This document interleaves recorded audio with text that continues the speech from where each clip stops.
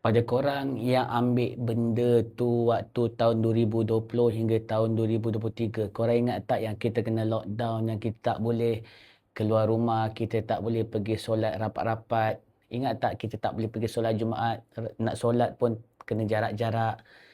Ingat tak yang kita kena PKP tu? Okey, kita ada satu komen daripada 805896.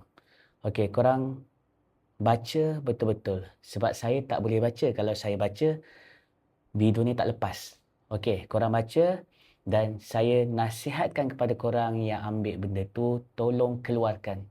Tolong keluarkan. Benda ni, korang kena faham, dia ada fasa. 3 tahun pertama, 3 tahun kedua, 3 tahun ketiga.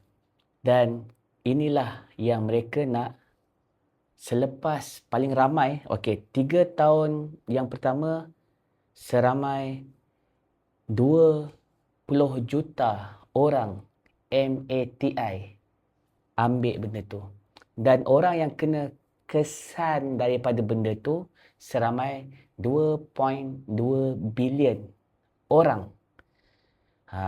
Okey, sekarang ni kita masuk fasa yang kedua. Fasa yang kedua ni lebih ramai lagi. Sebab saya bimbang anda yang ambil benda tu, anda dalam keadaan BAHAYA. Saya nak korang tolong keluarkan. Dan saya nak korang jujur dengan saya, selepas korang ambil benda tu, kan, yang korang masukkan, cecair tu, 1 hingga 4 di OS tu. Boleh tak korang kongsikan sekarang ni macam mana keadaan kesihatan korang? Dan saya nasihatkan kepada korang yang ambil benda tu, tolong keluarkan. Semua cara kita kena ikut cara Islam, baru ada bantuan Allah. Kita tak boleh ikut kepala otak kita tak boleh ikut cara barat. Tak boleh. Kita kena kembali pada Al-Quran dan hadis. Apa yang Nabi suruh, kita kena buat. Okey, kepada korang yang ambil benda tu, tolong keluarkan. Sebelum korang nak keluarkan, korang kena cairkan dulu darah korang. Sebab cair yang korang ambil benda tu, dia memekatkan darah korang setiap hari. Sebab tu, hari ni korang tengok ramai orang kena dekat sini. JANTUNG. Kan? Kadang-kadang korang tengok tiba-tiba, hari ni korang baru jumpa, esok dah pergi tak kembali. Kadang-kadang hari ni korang jumpa seminggu yang lepas, tengok macam okey, sihat je. Tapi, end up, pergi tak kembali. Ramailah orang tengah main pickleball ke, tengah main futsal ke, tengah main bola ke. Lepas tu tahu, semua mereka kata kat sini. JANTUNG. Masalah dia dekat sini.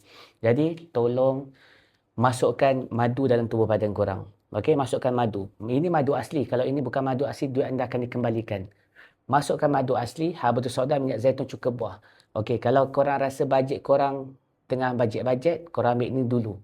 Madu. Sebab Allah beritahu madu itu syifa. Madu itu syifa untuk umat Nabi Muhammad SAW.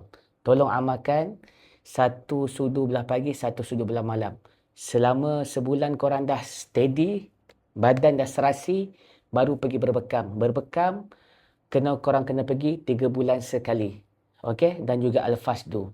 Kalau korang nak tahu lebih lanjut lagi, korang komen dekat bawah. Dan kepada korang yang nak berkongsi pengalaman selepas korang ambil benda tu, macam mana keadaan korang sekarang pun boleh korang komen kat bawah. InsyaAllah kepada korang, tolong. Saya risau korang MATI dalam keadaan murka Allah. Sebab apa? Dalam badan korang ada RACUN. Sebenarnya mereka ni buat benda tu supaya korang BUNUH. Diri korang. Diorang ni penyembah iblis. Sebab tu mereka ni tak kisah pun pasal korang punya life korang. Yang penting, iblis nak penuhkan neraka Allah dengan keturunan Nabi Adam AS. Tolong dapatkan segera kalau korang orang yang beriman. Ini pesanan daripada saudari Islam. Tak kalau orang Islam tak boleh tipu. Kalau tipu tempatnya neraka. Takkanlah saya nak menipu sebab ni. Tak. Saya nak korang amalkan supaya korang dapat redha Allah. InsyaAllah. Saya letakkan link di bawah dan selamat beramal.